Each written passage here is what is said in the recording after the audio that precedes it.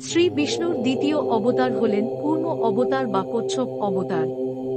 হিন্দু পুরাণে বলা হয়, দেবতা ও অসুরদের মধ্যে একসময় সমুদ্র মন্থনের পরিকল্পনা হয়েছিল, যার উদ্দেশ্য ছিল অমৃত লাভ করা।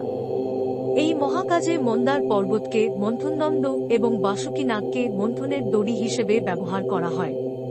কিন্তু সমস্যা দেখা দেয় যখন মন্দার পর্বত সমুদ্রের গভীরে ডুবে যেতে শুরু করে। তখন শ্রী বিষ্ণু কূর্ম অবতারে আবির্ভূত হন, এক বিশাল কচ্ছপের রূপ ধারণ করেন এবং সমুদ্রের তলদেশে গিয়ে নিজের পিঠে মন্দার পর্বতকে ধারণ করেন। কচ্ছপরূপী বিষ্ণুর পিঠের ওপর দিয়ে মন্দার পর্বত স্থিতিশীল থাকে, ফলে দেবতা ও অসুররা মন্থন কাজ সম্পন্ন করতে সক্ষম হয়।